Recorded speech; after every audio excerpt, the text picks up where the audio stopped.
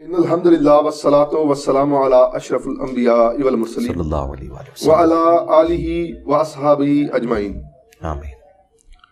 السلام علیکم احباب زیوکار، میں ہوں سید محمد شاہ ثانی کاظمی، سجادہ نشین مرکزی دربار عالیہ کالوچک شریف۔ آج ہم ایک ایسی شخصیت کے پاس موجود ہیں جن نے اختلافی موضوعات پہ بہت زیادہ بات کی ہے۔ یوٹیوب کے اسکالر بھی نے کہا جاتا ہے، مختلف مکاتب فکر کے علماء ان سے اختلاف بھی کرتے ہیں۔ مجھے بھی ان کی جو نظریات ہیں ان سے شدید اختلاف ہے۔ ہم آج ان سے 1 to 1 کوسچن کریں گے، کیونکہ میرا تعلق تصوف سے ہے تو میں اپنا مقدمہ آج ان کے سامنے پیش کروں گا۔ السلام علیکم ورحمۃ اللہ صاحب۔ وعلیکم السلام ورحمۃ اللہ وبرکاتہ۔ ولا حول ولا قوۃ الا باللہ، اللہم صلی علی محمد وعلی آل محمد۔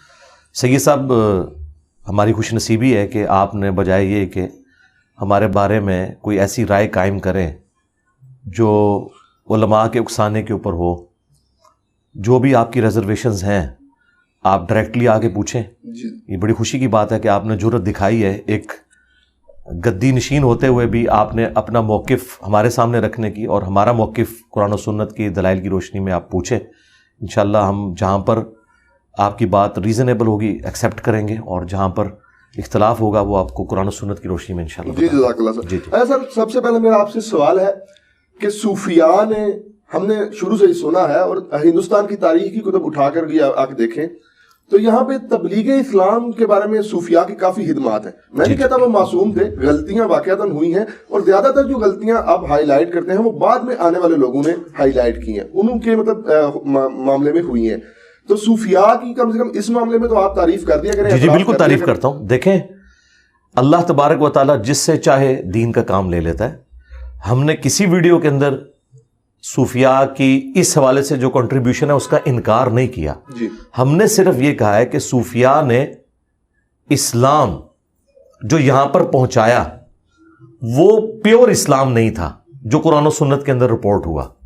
اور ہم اپنے دعوے کی دلیل میں صوفیاء کی جو ٹیکسٹ بکس ہیں جن کو وہ کوٹ کرتے ہیں کہ یہ ہمارے نظریات ہیں، ان کو ہم قرآن و سنت پہ پیش کر کے آپ کو بتا سکتے ہیں۔ رہے گی کنٹریبیوشن، تو ہم صوفیاء سے ہی پوچھیں گے کہ ایران کے اندر آج سے آلموسٹ 700 سال پہلے جن شیعہ حکمرانوں نے، شیعہ علماء نے وہاں پر شیعت پھیلائی، کیا ان بزرگان دین کی خدمات کو سنی صوفیاء ماننے کے لیے تیار ہیں؟ تو وہ کہیں گے نہیں، وہ مسلمان تو ہیں لیکن ہم ان کے عقیدوں کو صحیح نہیں سمجھتے۔ بس ہم بھی صوفیاء کو مسلمان سمجھتے ہیں، ان کے عقیدوں سے اختلاف رکھتے ہیں کتاب و سنت کی روشنی میں، اور خود بخاری اور مسلم سے ایک حدیث ایسی ہے کہ جو یہ لوگ اپنے مخالفین کے لیے پیش کرتے ہیں۔ مثلا آج ڈاکٹر ذاکر نائک نے سینکڑوں ہندوؤں کو کیمرے کے اندر کلمہ پڑھایا ہے، جس کی پاداش میں حضرت ابراہیم علیہ السلام کی طرح انہیں غریب الوطنی کی زندگی گزارنی پڑ رہی ہے۔ تو کیا بریلوی، دیوبندی علماء اور صوفیاء نے ڈاکٹر ذاکر نائک کو اللہ کا ولی مان لیا ہے کہ جس نے آج کے اس ماڈرن دور کے اندر سینکڑوں ہندوؤں کو کلمہ پڑھایا ہے؟ آپ کے تو پرانے بزرگ تھے، اس کی تو کوئی ویڈیو نہیں ہے، یہ تو ویڈیو بھی موجود ہے۔ تو اس کے جواب میں وہ یہ کہیں گے کہ ہم ذاکر نائک کے عقیدوں کو صحیح نہیں سمجھتے۔ اس کا کلمہ پڑھانا ٹھیک ہے، وہ اللہ تعالیٰ فاسق سے بھی کام لے سکتا ہے، بخاری مسلم کی وہ حدیث کوٹ کر دیں گے جو میں نے ذکر کیا کہ اللہ تعالیٰ چاہے تو فاسق سے بھی دین کا کام لے لیتا ہے۔ وہ ایک جنگ کے دوران ایک مسلمانوں کی طرف سے شخص لڑ رہا تھا جو قانوناً صحابی تھا، لیکن نبی علیہ السلام نے فرمایا یہ جہنمی ہے۔ تو صحابہ کہتے ہیں ہمیں بڑا وسوسہ آیا کہ اس نے تو اتنے کافر قتل کیے ہیں اور اتنی دلیری سے لڑ رہا ہے، یہ جہنمی کیسے ہے؟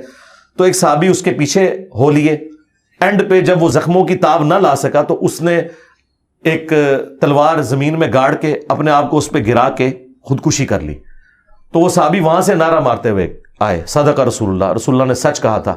پھر نبی علیہ السلام نے حضرت بلال سے کہا کہ اٹھو اور اناؤنسمنٹ کر دو کہ آخرت کا دار و مدار خاتمے کے اوپر ہے، بعض اوقات اللہ تعالیٰ فاسق سے بھی دین کا کام لے لیتا ہے۔ فاسق چھوڑ دیں، کافروں سے اللہ نے دین کا کام لیا ہے۔ آج یوٹیوب کے ذریعے، انٹرنیٹ کے ذریعے جو پوری دنیا کے اندر اسلام کی دعوت پہنچ رہی ہے، آپ گھر بیٹھ کے سعودی عرب کی نماز دیکھ رہے ہیں، حرم مکہ، حرم مدینہ کی زیارت کر رہے ہیں، روزہ شریف کی زیارت کر رہے ہیں۔ یہ ٹیکنالوجی اجمیر شریف والے بزرگوں نے نہیں دی، بغداد شریف والوں نے نہیں دی, بریلی شریف والوں نے نہیں دی, دیوبند شریف نے نہیں دی, بلکہ یہ گوروں کی ٹیکنالوجی ہے. تو یہ بہت بڑی بات ہے. یہ بخاری مسلم جو پرنٹ ہو رہے ہیں, قرآن پرنٹ ہو رہے ہیں, یہ کافروں کی پرنٹنگ پریس کے اوپر ہے. تو یہ گوروں کی بہت بڑی کنٹریبیوشن ہے. ایون جو میں نے پگڑی باندھی ہوئی ہے, یہ کپڑے جو میں نے پہنے میں, یہ ان مشینوں کے اوپر بنے ہیں جو مسلمانوں کی بنائی ہوئی نہیں ہے. تو اللہ تعالیٰ فاسق کیا کافر سے بھی دین کا کام لے لیتا ہے, لیکن اس کی بنیاد کے اوپر اس کے عقیدے سے ہی نہیں ہو جائیں گے. جس طرح کے صوفیاء کے نزدیک ڈاکٹر ذاکر نائک کا سینکڑوں ہزاروں ہندوؤں کو کلمہ پڑھانا اس بات کی دلیل نہیں ہے کہ ذاکر نائک کے عقیدے صحیح ہیں, وہ نہیں مانتے نا. جی. تو بالکل اس طریقے سے ہم بھی صوفیاء کے عقائد سے اختلاف رکھتے ہیں, اگرچہ انہیں مسلمان سمجھتے ہیں. ان کی غلطیاں قرآن و سنت کی روشنی میں ہائی لائٹ کریں گے, ان کی آخرت کا معاملہ اللہ کے سپرد کریں گے. یہ بات ٹھیک ہے. اچھا سر, آپ ہمارے اسلاف کو کبھی چشتی دجال کہتے ہیں, کبھی آپ اشرف علی دجال کہتے ہیں, کیونکہ میں دیوبند مکاتبہ فکر کے جو علماء ہیں میں ان کی بھی بڑی قدر کرتا ہوں. تو اتحاد امت کے ایک اعتراف سے میں بات کر رہا ہوں کہ آپ جب انہیں اشرف علی دجال کہیں گے, چشتی دجال کہیں گے, تو پھر اتحاد امت کی بات جو آپ کے منہ سے نکلتی ہے وہ تو بے معنی ہو جاتی ہے. دیکھیں, میں نے کسی ویڈیو میں اشرف علی دجال یا چشتی دجال کا لفظ یوز ہی نہیں کیا. یہ دجال کا لفظ میں نے غلام احمد قادیانی کے لیے یوز کیا. البتہ یہ ضرور ہے کہ میں نے یہ کہا کہ جس طرح غلام احمد قادیانی دجال نے ختم نبوت کے اوپر ڈاکہ مارا, اس طریقے سے جو بھی ختم نبوت کے اوپر ڈاکہ مارے اور اپنے نام کا کلمہ پڑھوائے, چشتی رسول اللہ کہہ کے یا اشرف علی رسول اللہ کو انڈورس کرے, وہ کس منہ سے ختم نبوت کے اوپر بات کر سکتے ہیں. یہ میں نے بات کی. اب رہ گیا دجال, تو ہم یہاں سے شروع کر لیتے ہیں. کیا بریلوی اشرف علی تھانوی صاحب کا کلمہ انڈورس کرنا, لا الہ الا اللہ اشرف علی رسول اللہ اور اللہم صلی علی و نبینا اشرف علی, نعوذ باللہ, کیا اس بات کے اوپر بریلوی علماء اور ان کے بزرگ کیا اشرف علی تھانوی کو رحمت اللہ علیہ اور مفتی اعظم اور حکیم الامت مانتے ہیں؟ وہ تو کہتے ہیں کذاب ہے, دجال ہے, گستاخ رسول ہے. اعلیٰ حضرت نے تو حسام الحرمین میں اشرف علی تھانوی کو کافر ڈکلیئر کیا اور کہا کہ اس کے کفر میں شک کرنے والا بھی کافر ہے.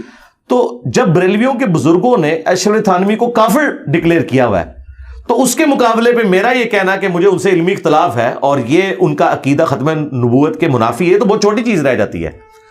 اتحاد امت کیسے ہو سکتا ہے؟ فساد امت کی بنیاد پہ تو اتحاد امت نہیں ہو سکتا نا.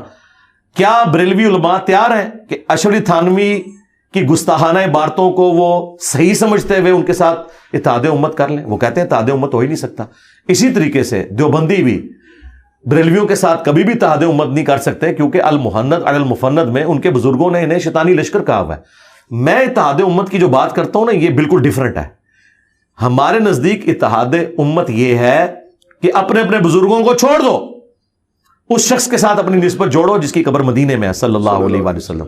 اگر بزرگ بھی پکڑ کے رکھو گے اور پیرلل میں کہو گے ہم قرآن و سنت کو بھی مانیں, تو یا بزرگ بچا لو یا قرآن و سنت بچا لو. یہ ہو نہیں سکتا کہ اسلام کی بنیاد جس کلمے کے اوپر ہے اس کلمے کے اوپر کوئی ڈاکہ مارے اور ہم کہیں کہ ٹھیک ہے وہ تصوف کی معرفت کی باتیں ہیں, چشتی رسول اللہ یا سبحانی ما اعظم شأنی یا لوائی اعظم من لوائی محمد, میرا جھنڈا محمد کے جھنڈے سے بڑا ہوگا. آپ یہ عقیدہ رکھیں, آپ کے تو نقشبند سلسلے کے بزرگ ہیں وہ بایزید بستامی, آپ کے ہم یہ عقیدہ بھی رکھیں اور پیرلل میں آپ ہمارے ساتھ اتحاد امت کریں. اتحاد امت تو ہوگا, امت کس کی ہے؟ بایزید کی, اشرف علی تھانوی کی یا محمد رسول اللہ کی؟ پہلے تو یہ ڈیسائیڈ کریں. اتحاد امت محمدیہ کی بات ہو رہی ہے, اتحاد امت دیوبندیہ, اتحاد امت نقشبندیہ, اتحاد امت بریلویہ, اتحاد امت قادریہ کی بات تو نہیں ہو رہی نا. امت تو اس شخص کی ہے جس کی قبر مدینے میں ہے, جو شخص اس کے ساتھ غداری کرے, ٹھیک ہے, اس کی عظمت اپنے کھاتے میں ڈلوائے, تو ہم اس کے ساتھ کیسے اتحاد کریں؟ ہمارا جھگڑا یہ ہے کہ ان بزرگوں کی کتابوں میں گستاخانہ عبارتیں اور ان کے ماننے والے ان گستاخیوں کو اون کرتے ہیں اور وہ کہتے ہیں ٹھیک لکھے, آپ کو سمجھ نہیں آئی. ہم کہتے ہیں آپ ہمیں نہ سمجھائیں, اپنی پبلک کو جسٹیفائی کریں. میرے سے پہلے کیا بریلویوں نے کبھی کہا تھا کہ چشتی رسول اللہ والی کتاب بدل گئی ہے؟ چند سال پہلے ان کے مفتی مناظرے میں ڈیفینڈ کر رہے ہیں اسے, اور ڈیفینڈ اس لیے کر رہے ہیں کہ اعلیٰ حضرت نے فتاوی رضویہ کے اندر سبع سنابل کی تعریف کی ہے اور کہا ہے کہ یہ رسول اللہ کی بارگاہ میں مقبول کتاب ہے اور اس کے اندر بھی چشتی رسول اللہ لکھا ہوا ہے. اگر اعلیٰ حضرت کو پتا تھا کہ اس کتاب میں چشتی رسول اللہ لکھا ہے اور اس کے باوجود انہوں نے کہا یہ نبی علیہ السلام کی بارگاہ میں مقبول ہے تو اعلیٰ حضرت تو فارغ ہو گئے. اور اگر ان کو نہیں پتا تھا تو رسول اللہ پہ جھوٹ باندھ دیا. اور یہ بھی نہیں کہ یہ اعلیٰ حضرت کے بعد ایڈ ہوا ہے, ہمارے پاس فارسی کے کلمی نسخے اعلیٰ حضرت کے زمانے کے پرنٹڈ موجود ہیں, ان میں چشتی رسول اللہ موجود ہے. اصل بات یہ ہے کہ ان کو پتہ ہی نہیں تھا, کوئی اللہ تعالیٰ ان کے اوپر بندہ مسلط کر دے گا کہ وہ اعلیٰ حضرت کے مشن کو لے کے آگے چلے گا. اعلیٰ حضرت نے تو صرف دیوبندیوں کے بابوں کو پکڑا, اور یہ کہتے ہیں نا کہ جی انجینئر صاحب ڈھونڈ ڈھونڈ کے جو ہے وہ گند پہ بیٹھتے ہیں جیسے کوئی مکھی بیٹھتی ہے. تو اعلیٰ حضرت نے بھی اشرف تھانوی کی سینکڑوں کتابوں میں سے ایک حفظ الایمان میں سے عبارت نکالی ہے نا, باقی کتابیں کیوں نہیں؟ وہ کہتے ہیں فارغ باقی کتابیں. جی جی ہاں کہتے ہیں نا, تو تھوڑے بابے نہیں فارغ کہتے ہیں جی ایک چھوٹی سی بھی گستاخی ہو جائے تو بندہ فارغ ہو جاتا ہے. آپ نقشبند سلسلے سے آپ کے سب سے ڈومیننٹ بزرگ جو ہیں شیخ احمد سرندی ہیں, انہوں نے اپنے ملفوظات کے اندر لکھا ہے کہ میں 1000 سال کا مجدد ہوں. ہم نے ان سے پوچھا ہے کوئی ضعیف حدیث بتا دو, حدیث تو ابو داؤد اور حاکم میں ہے 100 سال کے مجدد کی. یہ اس نے کہاں سے اپنے آپ کو خود ڈکلیئر کر دیا مجدد اور 1000 سال کا, اور پلس اس نے کہا ہے کہ مجھے جتنی شانیں ملی ہیں میں اللہ سے امید کرتا ہوں اس کا کچھ حصہ امام مہدی کو بھی مل جائے گا. وہ اپنے آپ کو امام مہدی تو بڑا سمجھتا ہے. اندازہ کرو, مہدی کی تعریف میں تو ابو داؤد میں مسند احمد میں حدیثیں ہیں, اور تو کہہ رہا ہے کہ مجھے جو کچھ ملا ہے اس کا کچھ حصہ مہدی کو بھی ملے گا.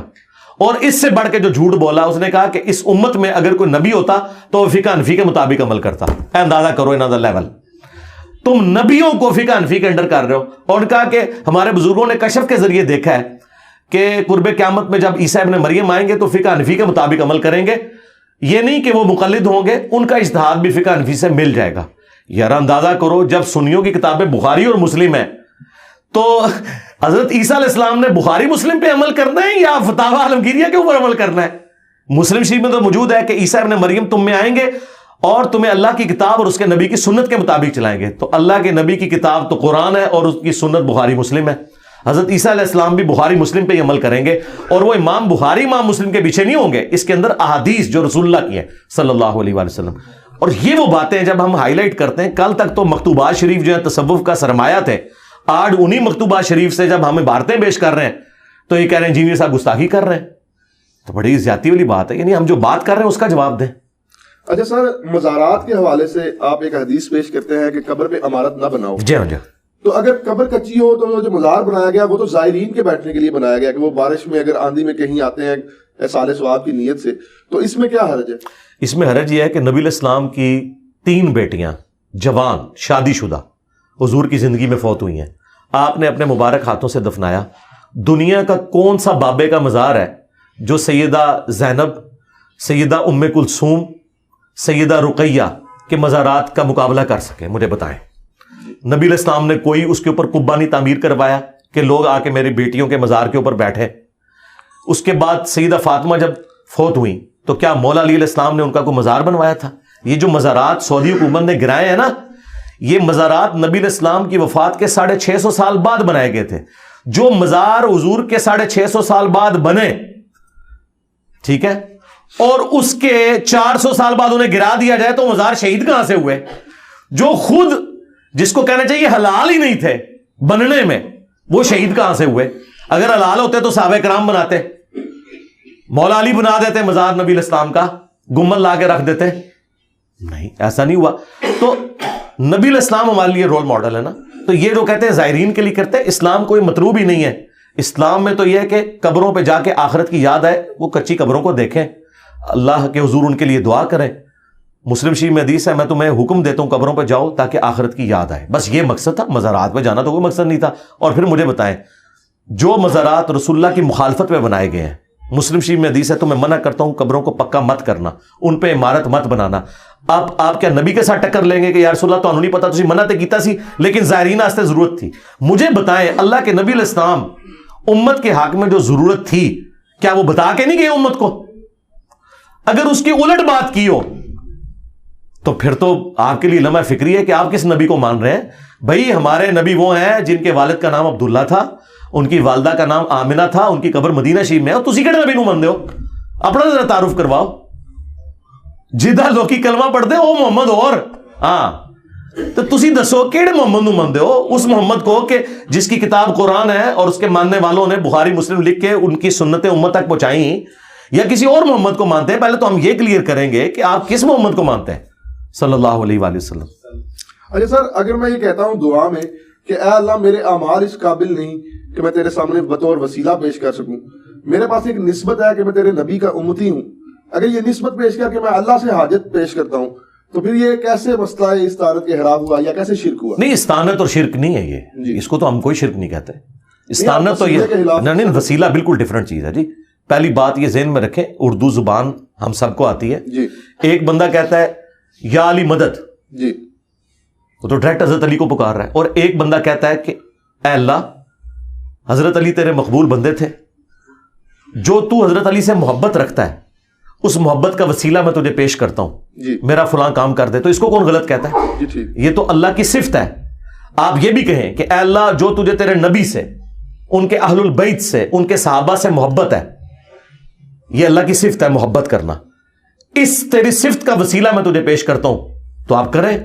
تو قرآن میں آیا ہے وَلِلَّهِ الْأَسْمَاءُ الْحُسْنَى فَادْعُوهُ بِهَا، اللہ کے لیے اچھے نام ہے، اس کے ناموں کے ذریعے۔ تو یہ اللہ کی ایک صفت ہے کہ وہ اپنے پیغمبروں سے محبت کرتا ہے، ان کے اہل البیت سے محبت کرتا ہے، لیکن ان ہستیوں کو آپ نہ پکاریں، وہ ایاک نعبد و ایاک نستعین کی وائلیشن ہے۔ ظاہری مدد تو آپ کسی سے بھی لے سکتے ہیں۔ یہ لوگ کہتے ہیں جی حضور نے مولا علی کو مدد کے لیے پکارا تھا، بھائی مولا علی زندہ تھے تو انہی کو پکارنا تھا، ہونا تو چاہیے تھا حضور امیر حمزہ کو قبر سے نکالتے، زندہ کر کے تو ساتھ لے کے آتے خیبر کے موقع پہ، پھر ہم آپ کی بات مانتے، کیونکہ آرمی چیف تو امیر حمزہ تھے، حضرت علی تو بعد میں آئے نا مین سٹریم کے اندر، پہلے بھی ٹاپ میں تو تھے لیکن مین ٹاپ کے اوپر امیر حمزہ تھے، آرمی چیف تو وہ تھے نا بدر میں بھی احد میں بھی، تو حضور ان کو قبر سے نکال کے کیوں نہیں لیا؟ اس لیے کہ جو دنیا سے چلا گیا، تو مولا علی آج دنیا میں موجود ہوں تو ہم اپنے مسائل کا حل انہی سے جا کے دعائیں کروائیں گے۔ اور اس کے ثبوت میں وہ بخاری کی حدیث ہے 1010، یہ حضرت عمر کا عقیدہ ہے، انا کننا نتوسل الیک بنبینا، اے اللہ پہلے ہم تیرے نبی کے وسیلے سے تیری طرف متوجہ ہوتے تھے، اب ہم تیرے نبی کے چچا کو لے کے آئے، ان کی دعا کی برکت سے بارش نازل فرما۔ حضرت عمر قبر رسول سے جا کے کیوں نہیں مانگ رہے؟ حضور کے چچا کو لائے ہیں اور ان سے دعا کروائیے۔ تو نیک بندوں سے آپ دعائیں کروائیں، ان نیک بندوں سے جو اللہ کی عبادت کرتے ہیں، جو اپنی عبادت کرواتے ہیں، ان نیک بندوں سے نہیں، ہم ان کو نیک نہیں مانتے۔ تو وسیلہ اور توسل بالکل الگ چیز ہے۔ آپ نیک اعمال کا وسیلہ پیش کریں، آپ اللہ کے اسماء کا وسیلہ پیش کریں، اللہ کی جو اپنے پیغمبروں سے محبت ہے، اہل البیت سے محبت ہے، اس کا وسیلہ پیش کریں، یہ وہ سارے ہیں جو بخاری مسلم سے ثابت ہیں۔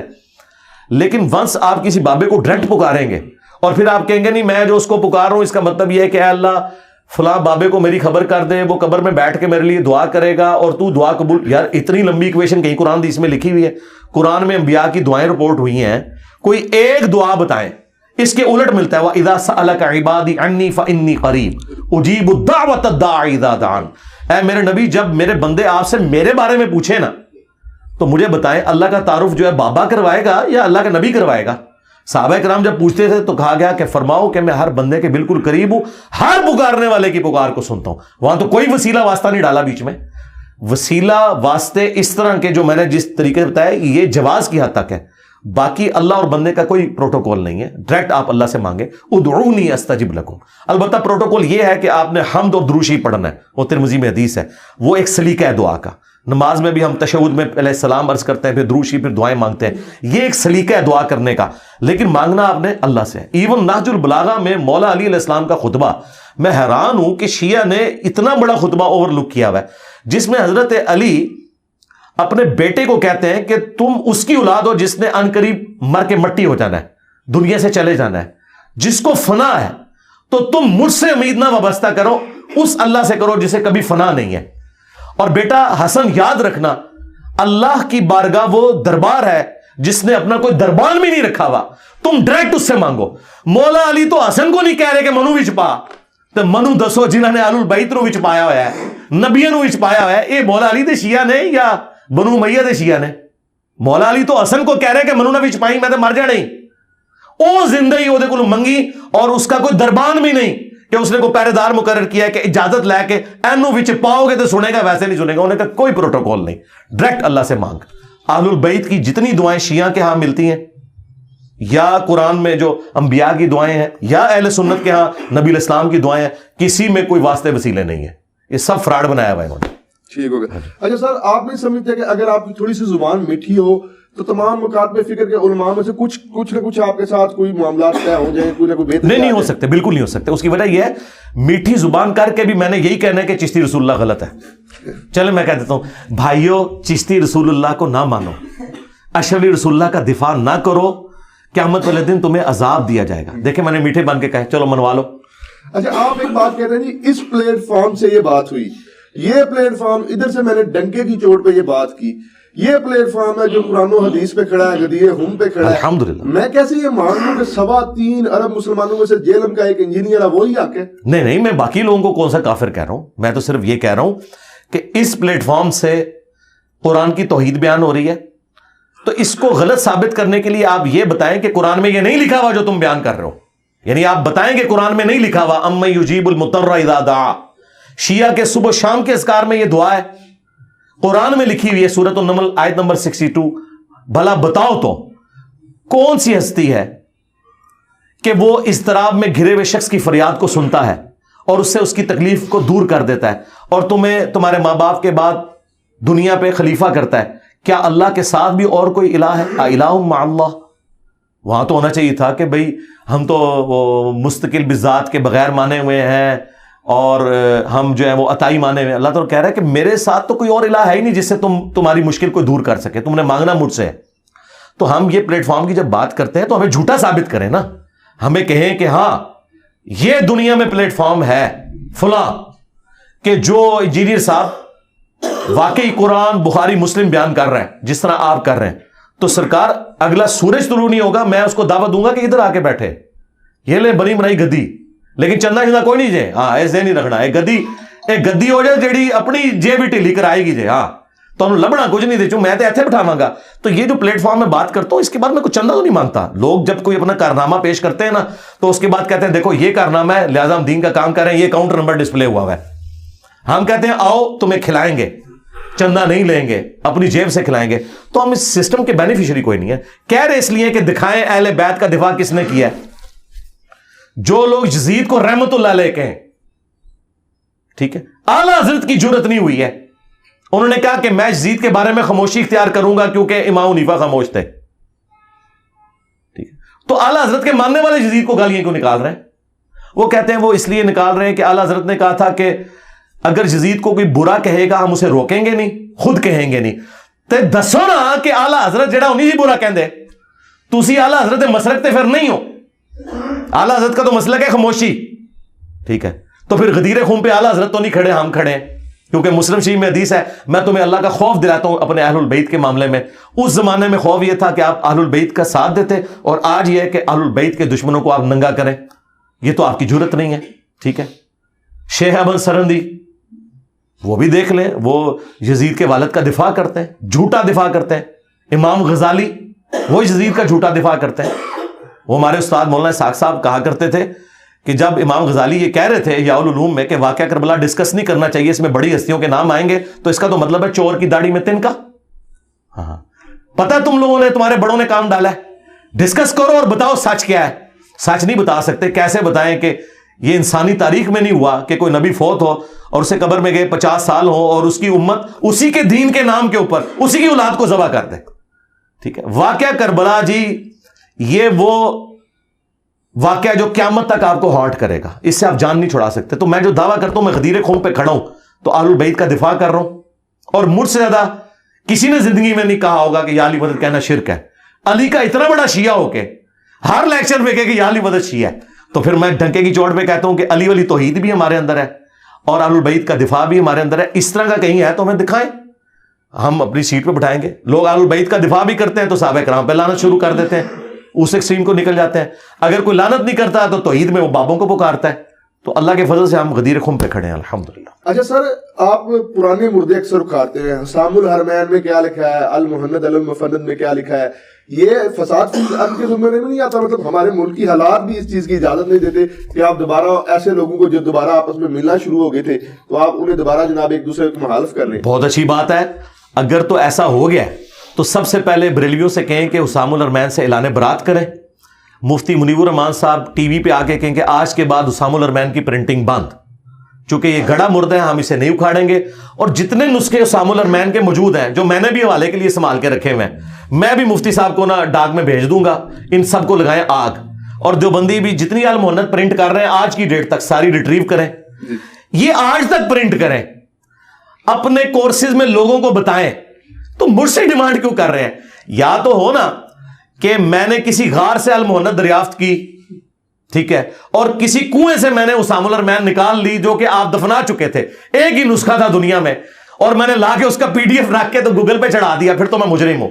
جناب الیاس قادری باپا جانی جنہیں پاکستان میں ہماری ایجنسیز کی طرف سے یہ سرٹیفکیٹ دیا گیا سب سے پرامن جماعت ہے, ٹھیک ہے, پتہ نہیں یہ ایجنسیاں کون سی ایجنسیاں ہماری, اس جماعت کو پرامن کہہ رہے ہیں کہ جس کے امیر نے اناؤنسمنٹ کی ہے کہ میرا مرید وہ ہے جو اسامہ الارمین کو پڑھے اور اس پہ عمل کرے, جس میں دیوبندیوں کو کافر لکھا ہوا ہے, سارے دیوبندیوں کو اور ان کے بڑے بزرگوں کو. اور الیاس قادری صاحب نے باقاعدہ سائن کیے ہوئے اور مکتبۃ المدینہ چھاپ رہا ہے اسامہ الارمین, اور اس جماعت کے امیر کو کہہ رہے ہیں امن کی جماعت ہے. کڈی وڈیا یہ تضاد ہے, جو پاکستان اور انڈیا کے کروڑوں دیوبندیوں کو کافر سمجھیں اور لکھ کے دیں ہر مرید کو کہ اس کتاب پہ تم نے عمل کرنا ہے اور ان کو کافر سمجھنا ہے, وہ پرامن جماعت کہاں سے ہوئی؟ تو میرے بھائی میں تیار ہوں, میں اگلی بات کرتا ہوں. میری جتنی ویڈیوز ہیں نا اسامہ الارمین اور المحنت کے بارے میں ویڈیوز بھی ڈیلیٹ کرا دوں گا ساری. یہ اناؤنسمنٹ کریں کہ آج کے بعد اسامہ الارمین اور المحنت پرنٹ نہیں ہوگی, اور ہم اپنے بزرگوں سے اعلان برات کرتے ہیں جو انہوں نے اس وقت گند گھولا تھا. آج یہ ہماری ضرورت نہیں ہے, اس کی سے نقصان ہوا ہے دین کو. لو میں تیار ہوں, ٹائم قیامت تک جائے. اچھا سر, آپ اسٹیبلشمنٹ کے خلاف بھی بڑا کھل کے بولتے ہیں. مطلب اگر کوئی وزیر مشیر بولتا ہے, ان کی اتنی پاور ہوتی ہے, عوام انہیں اتنا مانتی ہے, ووٹ کرتی ہے, تو وہ اٹھایا جاتا ہے, ان پہ مقدمہ ہو جاتا ہے. آپ کے پیچھے وہ پنجابی میں کہتے ہیں کسی کا تھاپڑا تے ہے جڑا مطلب نہیں, ایسا نہیں. دیکھیں وزیر جو اٹھائے گئے نا جی سواتی صاحب, تو انتہائی غلیظ زبان پہ اٹھائے گئے. ایک 70 سال کے بابے کو زیب دیتا ہے کہ اس طریقے سے گفتگو کرے, بالکل پرسنل ہو کے. جی جی بالکل. اس طرح کی گفتگو اسٹیبلشمنٹ تو چھوڑ دیں. جی یہ کسی بدکار عورت کے بارے میں بھی سواتی صاحب وہ لینگویج یوز کریں تو میں کہوں گا اس پہ بھی مقدمہ کرو. یہ کسی کو حق نہیں پہنچتا کہ اس طرح کی زبان استعمال کریں. شہباز گل کی زبان کے اندر جو زہر گھلا ہوا ہے جی, یہ وہ میرے مخالفین کے بارے میں بھی استعمال کرے تو میں کہوں گا شہباز گل کے اوپر FIR کاٹو. یہ طریقہ ہے بات کرنے کا. رہ گیا میرا معاملہ, میں اسٹیبلشمنٹ سے جو اختلاف رائے کرتا ہوں تو میں کبھی ان کے لیے کوئی روڈ لینگویج تو نہیں استعمال کرتا. میں تو ان کو ان کے حلف کی یاد دلاتا ہوں جی کہ آپ اے پولیٹیکل ہو جائیں. میں اس زمانے میں بھی کہتا تھا جب یہ لچ تلے ہوئے تھے, آج تو انہوں نے اپنا لچ تلنا بند کر دیا. لیکن آپ نے تو انہیں خانہ کعبہ کی چھت پہ چڑھا دیا, آپ تو وہ کہہ رہے ہیں کہ ہم اے پولیٹیکل ہو گئے, ہم نہیں. میں نے یہ نہیں کہا, میں نے یہ کہا تھا کہ آپ خانہ کعبہ کی چھت کے اوپر بھی چڑھ کے یہ اناؤنسمنٹ کریں نا کہ ہماری آنے والی نسلیں بھی اب ماشاءاللہ نہیں لگائیں گی, تو اللہ سے میں امید کرتا ہوں کہ عوام کے دل میں آپ کے لیے نرم گوشہ پیدا ہو. یہ میں نے کہا تھا کہ آپ جو یہ کہہ رہے ہیں نا یہ عوام نہیں مان رہی. مجھے بتائیں پاکستان میں سب سے پاپولر لیڈر پاکستان کی ہسٹری میں کون ہے؟ عمران خان. میں تو کہتا ہوں محمد علی جناح سے زیادہ پاپولر ہے. ٹھیک ہے, اچھا تو کیا ان کے ماننے والے آج مان رہے ہیں کہ اے پولیٹیکل ہے اسٹیبلشمنٹ؟ کوئی بھی نہیں مان. تو پھر یہی تو میں کہہ رہا ہوں کہ نہیں مان رہے یہ لوگ, اگرچہ وہ ہوئے بھی ہوں تب بھی نہیں مان رہے. تو میں نے اس کے لیے کہا تھا کہ یہ اتنے بڑے لیول کا بگاڑ ہے کہ آپ کعبے کی چھت پہ بھی چڑھ جائیں, انہوں نے نہیں ماننی آپ کی بات جب تک کہ آپ اپنے ایکشن سے شو نہ کریں. مثلا میں یہ ایکشن چاہتا ہوں کہ اگر آئین میں لکھا ہے کہ 90 دن کے اندر الیکشن ہونے چاہیے, یہ کوئی تک نہیں بنتا کہ آپ بجٹ کا بہانہ کر کے تو الیکشن کو آگے لے جائیں. یہ عمران خان صاحب کی ڈیمانڈ بالکل ٹھیک ہے. پہلے تو یہ لوگ کہتے تھے اسمبلیاں توڑے, کیوں نہیں توڑتا خود بخود آٹومیٹک الیکشن ہو جائیں گے. جب اس نے اسمبلیاں توڑی ہیں اب آپ لوگ بہانے کر رہے ہیں, کیوں نہیں الیکشن کرواتے؟ دیکھیں میں ڈیموکریٹک ویلیوز کے ساتھ ہوں, مجھے سپریم کورٹ سے کوئی لینا دینا نہیں. میں سپریم کورٹ کی جو اس وقت صورتحال ہے نا, میں تو سمجھتا ہوں کہ یہ لوگ خود پارٹی بنے ہوئے ہیں. میں آئین کے تحت یہ بات کر رہا ہوں. یہ تو بائی چانس سپریم کورٹ کا فیصلہ بھی ٹھیک ہے, ادروائز تو مجھے ان کے اکثر فیصلے جو ہے نا وہ پولیٹیکل انجینئرنگ لگتے ہیں. یہ نہ بھی فیصلہ کرتے ہیں, ایون سپریم کورٹ کے سارے جج بھی کہہ دینا کہ الیکشن ڈیلے کرو, میں تب بھی کہوں گا کہ آئین کے تحت یہ غلط ہے. یہی سپریم کورٹ ہے جو ڈکٹیٹرز کو ویریفائی کرتی تھی. مشرف کے ہاتھ میں بیعت کس نے کی تھی؟ سپریم کورٹ نے. یہ انہی کے اعلی کار بنتے ہیں نا. تو سپریم کورٹ ہمارے لیے کوئی اتھارٹی نہیں ہے, اتھارٹی ہمارے لیے آئین ہے. جس طرح قرآن و سنت اسلام میں اتھارٹی ہے نا, ٹھیک ہے نا. کوئی مولوی کوئی بھی بات کرے اس زمانے کا آج کے زمانے کا, ہم کہتے ہیں نکل ادھر سے, غداری نہ کر. آئین کے خلاف کوئی جج بات کرے, کوئی آرمی چیف بات کرے, کوئی پولیٹیکل لیڈر بات کرے, یہ بالکل ہم اسے جو ہے نا وہ ریجیکٹ کریں گے. ہم کہیں گے آئینی بات کرو, یہ آئینی بات ہے, اس کو آپ فالو کرو. ٹھیک ہو گیا. ایک اہل تشریف آئی ہیں, انہوں نے سوال کیا تھا کہ اوصیاء کا تسلسل رہا ہے ہر نبی کے بعد. حضرت یوشع بن نون جو تھے وہ وصی تھے, تب تک ان پہ پیغمبری بھی نہیں آئی تھی حضرت موسیٰ علیہ السلام کے. تو حضرت اگر قرآن حکیم نبی مکرم صلی اللہ علیہ وسلم کا وصی تھا تو تورات کیوں نہیں حضرت موسیٰ کی وصی تھی؟ اس لیے کہ تورات ٹیمپر ہو گئی. ٹھیک ہے. پہلے کتابیں ٹیمپر ہوتی تھی تو ان کو اللہ تعالیٰ اس کی ریمیڈی کرنے کے لیے پیغمبر بھیجتا تھا. جوشوا ابن نون وہ پیغمبر تھے سرکار. ہاں, انہوں نے مسند حضرت موسیٰ کے زمانے میں نہیں سنبھالی, ان کی وفات کے بعد سنبھال لیا, اور وہ پیغمبر بن چکے تھے اس وقت. اچھا, دوسرا جو شیعہ کا موقف ہے نا عقیدہ امامت کا, یہ بالکل قرآن و سنت کے خلاف ہے, اور پریکٹیکلی وہ خود بھی مان چکے ہیں. دیکھیں, آج سے 1200 سال پہلے آپ یہ سوال کرتے نا تو میں اس وقت جواب نہ دے سکتا, کیونکہ شیعہ نے کہنا تھا یہ امام جعفر بیٹھے ہیں, یہ امام باقر ہیں. آج میں پوچھوں کتنے امام آپ کے, تو وہ کہتے ہیں کہ وہ غیابت میں ہے. ٹھیک ہے, ہم کہتے ہیں کب سے, وہ کہتے ہیں نہیں 1200 سال سے. تو ہم کہتے ہیں 1200 سال سے اوصیاء پھر کون ہے؟ ٹھیک ہے, بتاؤ نا. علماء ہے تو سرکار پھر اسی ہے نا اوصیاء. اگر علماء ہے تو قرآن میں تو آیا کہ بنی اسرائیل میں اللہ تعالیٰ اہل علم کو اٹھاتا تھا جو انبیاء کی دعوت آگے پہنچاتے تھے. تو ٹھیک ہے سرکار, ہم وہی کام کر رہے ہیں. ایران میں بھی مجلس شورا بنی ہوئی ہے, علماء وہی کر رہے ہیں کام.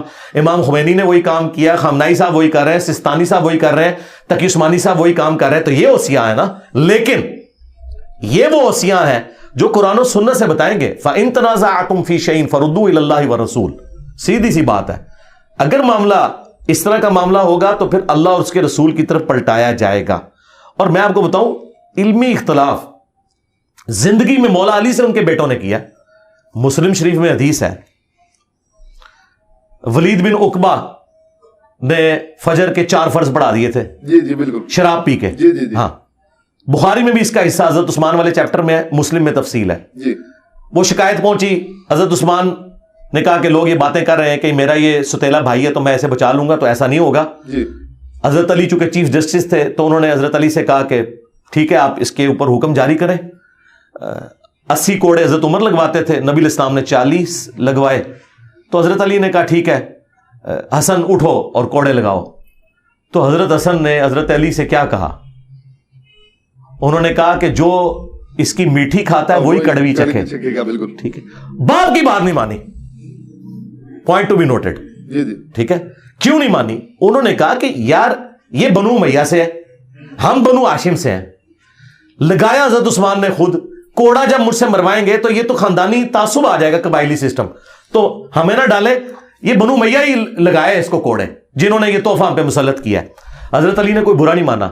آپ نے اپنے جو بیٹا تھا دوسرا, انڈائریکٹلی اسما بنت امیس سے تھا چونکہ ان سے نکاح کر لیا تھا, عبداللہ ابن جعفر جو بھتیجا بھی لگتا تھا, انہیں کہا تو 40 کوڑے لگوائے اور کہا کہ بس 40 میں رک جاؤ. حضرت عمر 80 لگواتے تھے, حضور نے 40 لگوائے, حضرت بکر بھی 40 لگوائے, میں 40 دونوں کو صحیح سمجھتا ہوں لیکن 40 پہ ایک تو ادھر بھی 40 کی ویو آف کر دیا. ورنہ میرے صحابی تے 80 لوانے چاہیے سن کہ حضرت عثمان دا نام لے کے تو ویچ کے اللہ دے بندیا خلافت نو بدنام کر رہا ہے. لیکن حضرت علی نے کہا نہیں یار چھوڑ دو, مطلب یہ نہ ہو کہ کوئی خاندانی تعصب نہ آ جائے. تو علمی اختلاف ہو سکتا ہے کسی معاملے میں, یہ کوئی ایسا ایشو نہیں ہے. اس زمانے میں بھی لوگ ایک دوسرے کے ساتھ کرتے تھے, آج بھی علمی اختلاف کریں, آپ بتائیں اپنے معاملات کو. تو شیعہ کا جو یہ موقف ہے نا کہ اماموں سے پوچھنا ہے تو ٹھیک ہے, امام محمد مہدی علیہ السلام کو اگر سامنے نہیں لا سکتے, وہ نہیں آنا چاہتے, تو ہم نے ان کو ریکویسٹ کی تھی کہ آپ ہمیں واٹس ایپ نمبر دے دیں, موبائل نمبر دے دیں. تو انہوں نے کہا آپ نے گستاخی کر دی. گستاخی کہاں سے ہوگی؟ آج کے دور میں یہی بات ہوگی نا. مثلا آپ کہتے ہیں کہ فلاں عالم سے مسئلہ پوچھو, تو میں آپ سے کیا کہوں گا کہ اس کا یوٹیوب چینل بتائیں. آپ کے نہیں ہے تو میں کہوں گا واٹس ایپ نمبر دیں. مزاروں کے ایڈریس نہیں آپ بتاتے, اس میں توہین کہاں سے ہوگی؟ میں تو کہتا ہوں کہ اللہ کے نبی علیہ السلام دنیا میں آئے اس وقت تو دعوت کا ذریعہ ہے. آپ کا بھی یوٹیوب چینل ہوگا, آپ بھی لوگوں کو مسائل بتائیں گے, واٹس ایپ گروپس ہوں گے. آج کے کیونکہ اس زمانے میں جتنے لیٹسٹ چیزیں تھیں وہ آپ نے کی. بخاری مسلم میں آتا ہے جب نبی علیہ السلام نے کافروں کو خط لکھے تو صحابہ نے کہا یا رسول اللہ یہ خط آپ کے نہیں, وہ قبول کریں گے, مور لگائیں اس کے اوپر. تو یہ مور نبوت جو آپ دیکھ رہے ہیں نا, یہ نبی علیہ السلام نے اپنی مرضی سے نہیں بنوائی. یہ صحابہ نے کہا یا رسول اللہ واٹس ایپ نمبر بڑھاؤ, جی جی نیچے منی جائے گی تہاڈی خط. پھر حضور نے کہا ٹھیک ہے اے میری مور بنواؤ, اور دیکھیں مور کیسی پیاری ہے. محمد سب سے نیچے رکھا ہے, اللہ کو اوپر رکھا ہے. حالانکہ لکھتے آپ تو محمد رسول اللہ عموماً پہلا لفظ اوپر لکھا جاتا ہے, دوسرا نیچے, تیسرا اس سے نیچے, لیکن پرائورٹی آپ نے دیکھی ہے, الٹ لکھا. اصل میں یہ سیدھا لکھا کہ اللہ کا نام اوپر رکھا, محمد رسول اللہ. یہ نبی علیہ السلام نے مور نبوت صحابہ کرام کے مشورے پہ اس لیے بنوائی تھی کہ بخاری مسلم کے الفاظ ہیں, یا رسول اللہ یہ غیر مسلم جو ہیں وہ مور کے بغیر کو خط نہیں قبول کرتے. تو نبی علیہ السلام نے تو نہیں کہا کہ نہیں میرا تو خط فرنجی جائے گا. آپ نے کہا ٹھیک ہے اگر یہ نارمز ہے لے کے جائیں. ایون آپ نے صحابہ کرام سے ٹریننگ دلوائی کہ ان کو وہ دوسری زبانیں سکھائیں کہ جا کے ان سے باتیں کریں.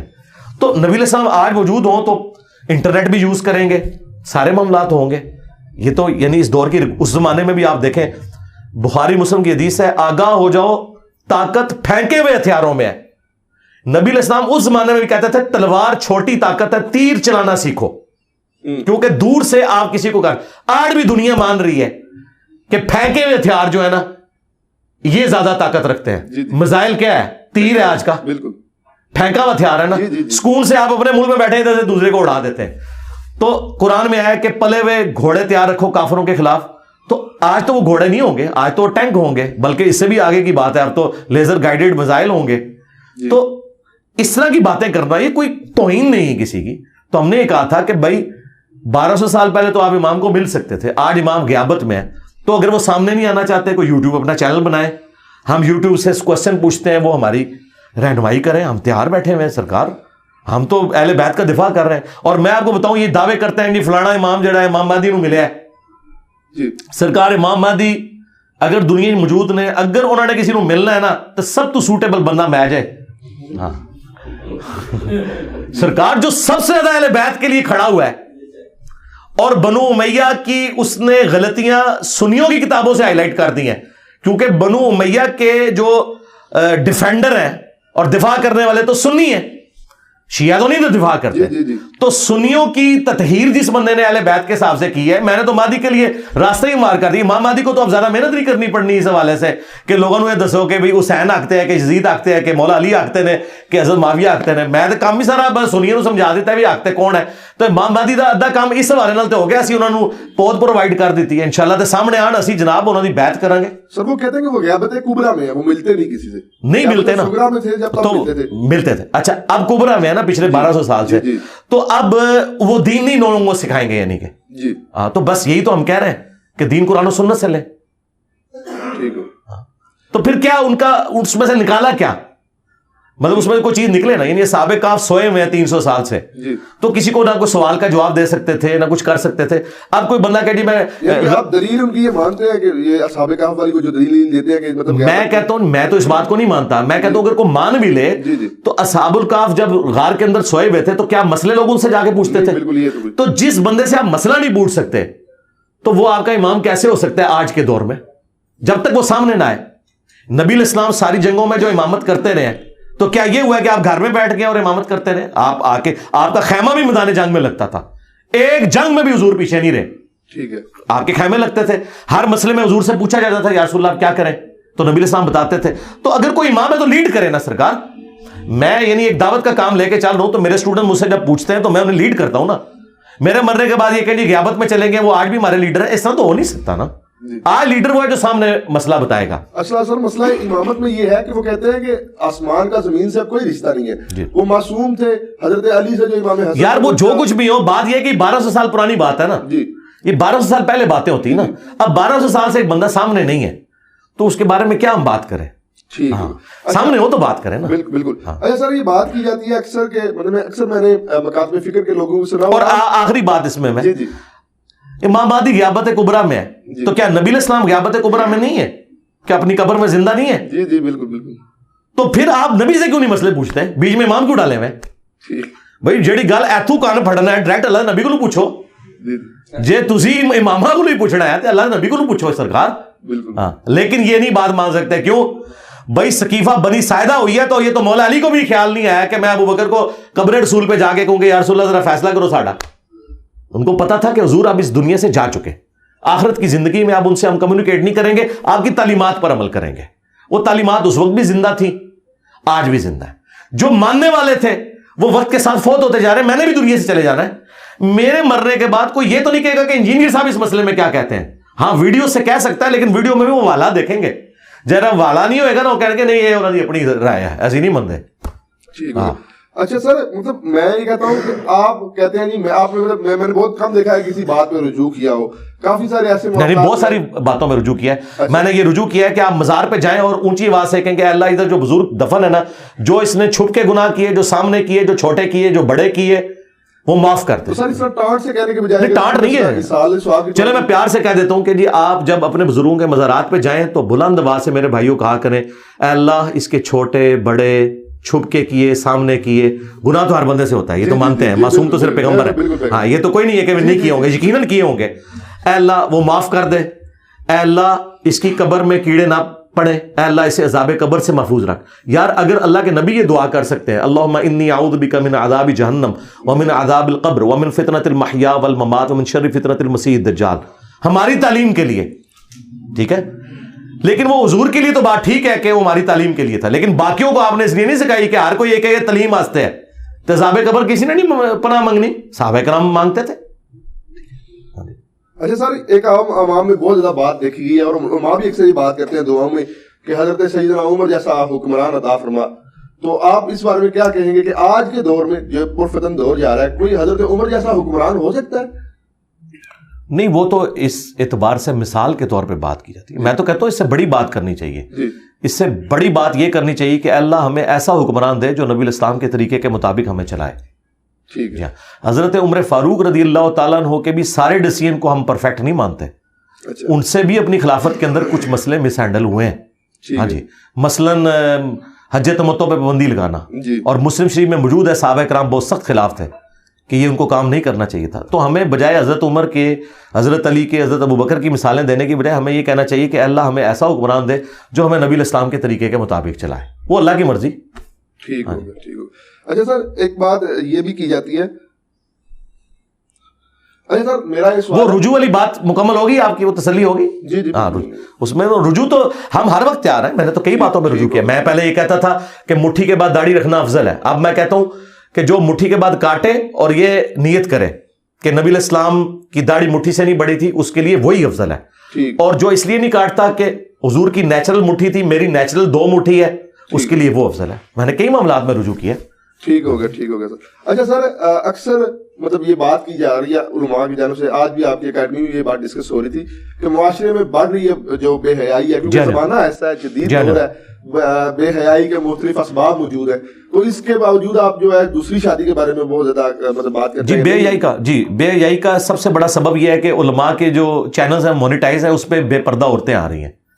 इसके अलावा तो उलमा ने ये क्यों नहीं अपनी वीडियो एड्स क्यों नहीं बंद कर रहे? सदेबाब इसका क्या? सदेबाब ये है कि उलमा की मोनेटाइजेशन खत्म करवाएं।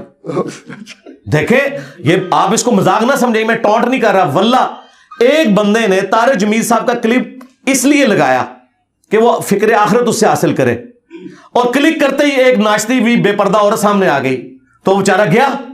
बेहयाई तो ये फैली हुई है। और अब तो तकी उस्मानी साहब का भी फतवा आ गया कि ये गलत है। ये कितना बड़ा जुल्म है कि दीन के नाम पे बंदा क्लिक कर रहा है और सामने यूरोप और अमेरिका में तो इतने इतने गंदे इश्तिहार खुलते हैं, वो सामने आ जाए। तो दीन में जो बेहयाई वाला एक एलिमेंट है, उसका सबब खुद हमारे उलमा के वीडियो चैनल्स बन रहे हैं, जो वीडियो मोनेटाइजेशन उन्होंने की हुई है, वो नाचती हुई औरतें सामने आ जाती हैं। तो ये सबसे बड़ा सबब है। अब रह गया दूसरी शादी, बिल्कुल करें, दूसरी शादी करें, लेकिन अगर दूसरी शादी करने के बाद भी एक ही बीवी रह जाए आपकी, जी ठीक है, एंड तो रिजल्ट यही होता है ना कि आप एक तरफ लटक जाते हैं। कुरान ने कहा ऐसा ना हो एक तरफ लटक जाओ। ठीक है। जब आप लटकते हैं, एक थोड़ा सा आप लटकते हैं, तो दूसरी तरफ से वो पहली बीवी आपकी टांग खींच के आपको गिरा ही देती है जिस तरफ लटके होते हैं। वो कहती है ना से तू उधर ही मार। अच्छा। तो जो आपने वो जो बच्चे हैं वो अब उनका कौन देखभाल करेगा? वो तब बच्चे तो मां के साथ ही होंगे, जैसे चूजे मुर्गी के साथ ही जाते हैं। मुर्गे के साथ कभी चूजे देखे आपने? तो at the end of the day जब वो बच्चे माशरे के लिए और वो औरत नासूर बन जाए, तो जिसको हालात फेवरेबल हो ना, जिसकी बीवी खुद दूसरी शादी करवाए, तो सरकार वो शौक से करे और हमारी दुआएं उसके साथ हैं। लेकिन अगर इससे ये फितना खड़ा होता है कि आपने लड़ाई झगड़ा करना है और एंड पे एक भी जाती रहे, मैं इस पॉइंट ऑफ व्यू से बात कर रहा था। कतन किसी की जुर्रत है कोई दूसरी तीसरी शादी को हराम कह जाए, वो तो काफिर है जो कहे कि ये हराम है, नऊज़ बिल्लाह। अच्छा सर, जमहूरियत के बारे में डॉक्टर इकबाल साहब ने भी कहा है कि जमहूरियत वो तर्ज हुकूमत है कि जिसमें सरों को गिना करते हैं, तोला नहीं करते। मौजूदा जो हुकूमत है उसमें, जो निज़ाम हुकूमत है उसमें मतलब एक नशेई जो है, नीम पागल وہ بھی ووٹ دیتا ہے, اس کی بھی اتنی اہمیت ہے. ایک اسکالر ووٹ دیتا ہے, اس کی بھی اتنی اہمیت ہے. میرے خیال میں نشئی کی ووٹ زیادہ ہونی چاہیے.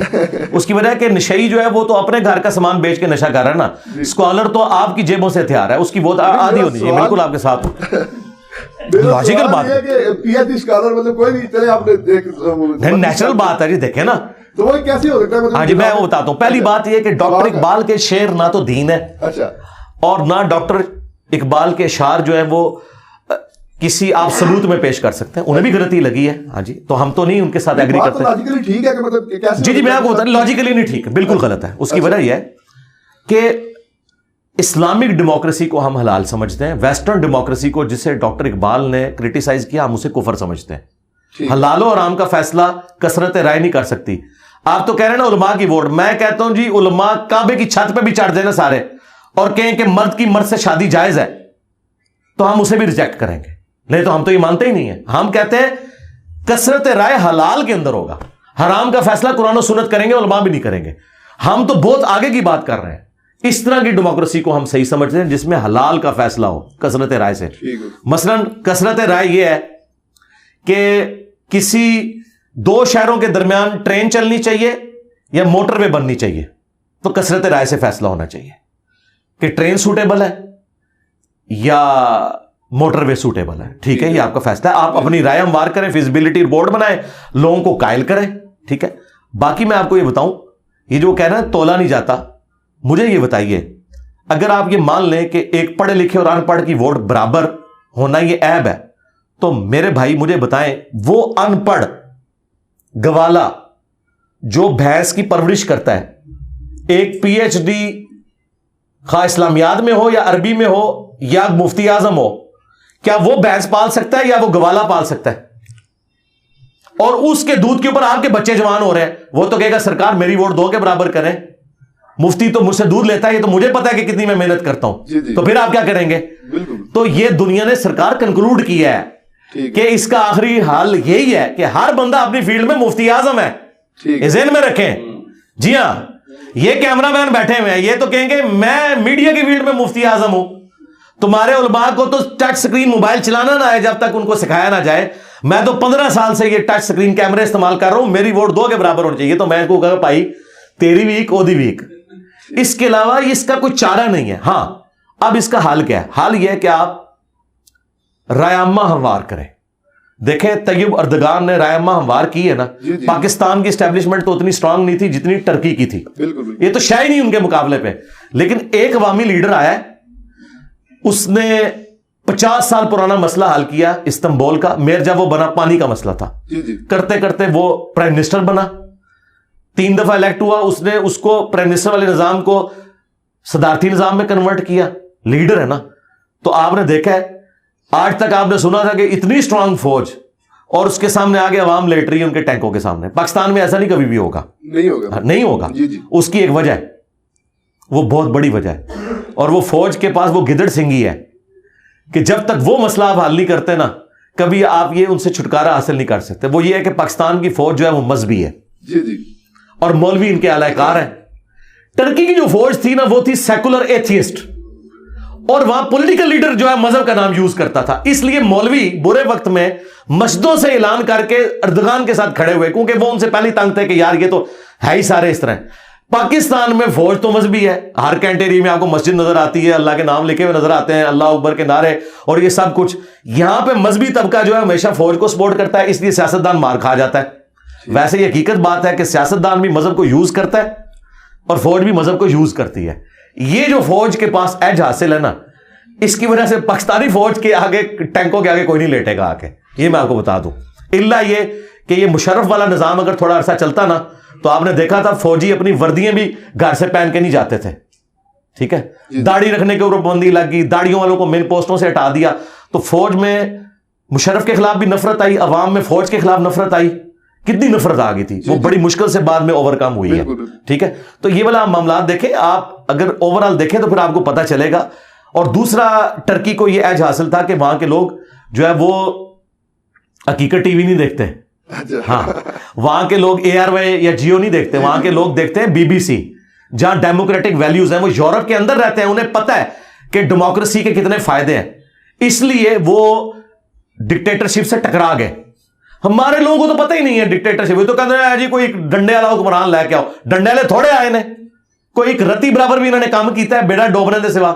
ضیاء الحق آپ کو جو ہے نا کلاشنکوف کلچر دے گیا, سارا ہیروئن کلچر دے گیا, سنی شیعہ کافر کے فتوے دے گیا, اور مشرف آ کے آپ کو امریکہ کی جھولی میں ڈال کے چلا گیا, اور یہاں پہ لال مسجد کی ایکٹیویٹی ہوئی اور فوج کے خلاف جو ہے یہاں پہ نفرت پھیلی. تو ان کے ڈکٹیٹرز نے کیا دیا ہے امت کو؟ چھوڑیں. اچھا, لامحدود نجی ملکیت یہ رکھنا اسلام میں کیا جائز ہے؟ لامحدود تو ہو ہی نہیں سکتی جی سرکار. مطلب آج دیکھیں آپ یوروپیئنس جو ہے ہمارے, انہوں نے رکھی ہوئی ہے. اس کے علاوہ جو بڑے بڑے نہیں, لامحدود تو نہیں ہوگی, مطلب وہ گنی تو جائے گی. مطلب کافی ہے سر. میں مرلے ڈیڑھ مرلے کے گھر میں, میرے بھائی اسلام میں اگر آپ زکوٰۃ دے رہے ہیں جی, زمین کی پیداوار کا عشر دے رہے ہیں, تو اسلام کو تو کوئی تکلیف نہیں آپ سے. ٹھیک ہو گیا, ٹھیک ہو گیا. آپ کو حیران کن بات بتاؤں, یہ لوگوں کو یقین نہیں آئے گا. آپ بخاری شریف کھولیں, حضرت زبیر جب شہید ہوئے نا, آج کے اربوں روپے کے مقروض تھے سرکار, کروڑوں نہیں اربوں. وہ آپ سونے کی ویلیو کیلکولیٹ کریں آج کے حساب سے. جی جی.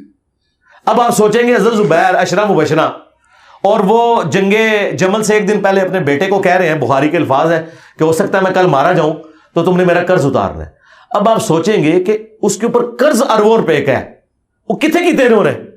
ہوا یہ تھا کہ اس زمانے میں بینک نہیں ہوتے تھے, لوگ جو ہے وہ بڑے لوگوں کے پاس اپنی مانتے رکھواتے تھے. وہ مانتے انہوں نے رکھوا دی, آگے انہوں نے وہ بھی غریبوں میں بانٹنی شروع کر دی.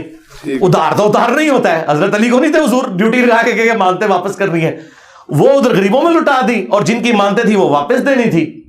ٹھیک ہے, بعد میں کتنی مشکل سے حضرت عبداللہ ابن زبیر نے وہ قرضہ اتارا ہے, اور وہ اس طرح اتارا ہے, وہ بھی خیر کیا اتارا, وہ بیت المال سے ہی پیسہ گیا سارا. حضرت معاویہ کو ریکویسٹ کی کہ حضرت زبیر کی یہ زمین ہے, وہ زمین تھی سپوز 1 کروڑ روپے کی, انہوں نے کہا یار یہ آپ 1 ارب کی خرید لیں تو چلیں. تو حضرت معاویہ نے بھی جیب سے کوئی نہیں دیا, بیت المال سے ان کو پیسے دیے. اس طرح مختلف جگہوں سے پیسے کٹ کر کے انہوں نے اپنے باپ کا قرضہ اتارا.